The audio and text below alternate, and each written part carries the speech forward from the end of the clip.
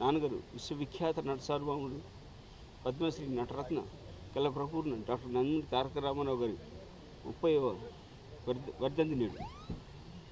కుటుంబ సభ్యులందరూ కానివ్వండి, వారి ఆశీస్సు తీసుకోవడానికి వచ్చాం. కుటుంబ సభ్యులే కాదు, వారి అభిమానులు, కుటుంబ శ్రేయోభిలాషులు, నందమూరి వంశ అభిమానులు అందరూ వచ్చారు వారి ఆశీస్సు తీసుకోవడానికి. మరి వారి గురించి అనే బాలకృష్ణ గారు ఎంత మాట్లాడే వారి గురించి ఎంత మాట్లాడినా తక్కువే. కానీ విద్యార్థి ఆయన ఒక మహాపురుషుడు, యుగపురుషుడు, కళామ తల్లి వరాల బిడ్డ, ఒక యుగపురుషుడు ఆయన. వారు నటనలో ఉంటూ ఎన్నో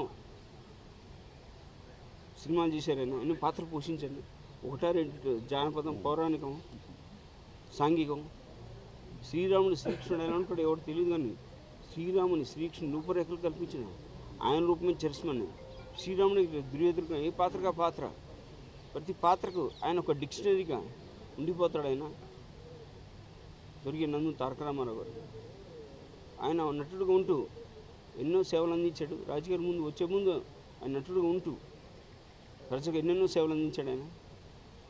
అలాగే ఆయన ప్రథమ స్థానం ఉండగా నటుడుగా ముందుకు వెళ్తున్న వేళ ఇంకో పక్క మన తెలుగు జాతి ఔన్నత్యానికి భంగం కలిగి ఉంటుందని, అన్యాయం జరుగుతుందని, ఆత్మగౌరవం కోల్పోతుందని, మళ్ళీ మన తెలుగు జాతి ఆత్మగౌరవాన్ని పునరుద్ధరింప చేయాలని నేను ఒక తెలుగోడిని, తెలుగు బిడ్డను, తెలుగుదేశమే నా పార్టీని రాజకీయ పార్టీ స్థాపించి 9 నెలలు తిరిగిలోపు చేయకూడదు తెలుగు కూడా గతమైన ఘనకీర్తి కన్నవాళ్ళని రాష్ట్రమంతా, తెలుగు రాష్ట్రాలమంతా తిరిగి ఆయన అత్యంత మెజార్టీ గెలిపించారు మీరందరూ, మన తెలుగు రాష్ట్ర ప్రజలు.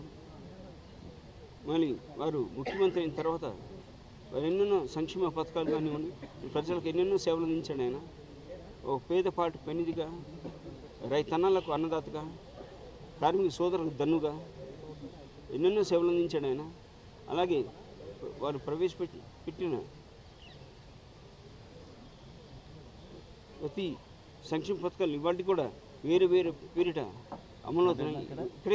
ఇక్కడే కాదు, భారతదేశం అంతటే కాదు, ప్రపంచ వ్యాప్తంగా వేరు పేరిట అమలవుతున్నాయి. అలాగే అన్నదానం మించిన దానం లేదని నమ్మి పాటించాడు ఆయన. నేను ఇప్పుడు చెప్తాను, గుర్తు చేస్తూ ఉంటాను ప్రజలందరికీ. 1985లో ఆయన ముఖ్యమంత్రి అయిన తర్వాత తిరుమల దేవస్థానం కొండపైన ఎంతోమంది భక్తులు, లక్షలాది భక్తులు వస్తూ ఉంటారు. చాలా సమయం అవుతుందండి. ఆయన 4 ముద్దలు పెడదామని అనుకుని ఆయన అన్నదానం మించిన దానం లేదని ఆయన ఉచితంగా పెట్టాడు. ఆయన అన్నదానం అక్కడ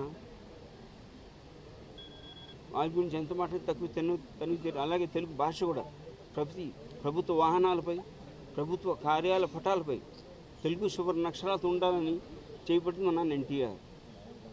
వారి గురించి ఎంత మాట్లాడినా తక్కువ తనిఖీ తీరదు. ఆయనకి వర్ణం లేని జననం స్వర్గీయ నందమూరి తారక రామారావు గారికి. తెలుగు జాతి, తెలుగు గడ్డ, తెలుగు నేల, తెలుగు భాష ఉన్నంతకాలం ఆయన రామనామం చిరస్మరణీయం.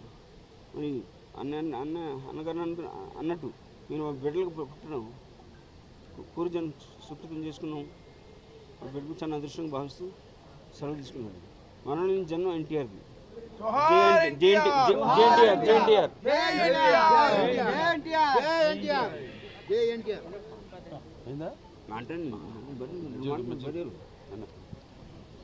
అందరికీ నమస్కారం. మరి ఈనాడు భారతదేశంలో ఏకైక ముఖ్యమంత్రి నందమూరి తారక రామారావు. వివేకానందుడు చెప్పిన విధంగా నెగ్లెక్ట్ ఆఫ్ మాసెస్, దళితులకు, మాదిగలకు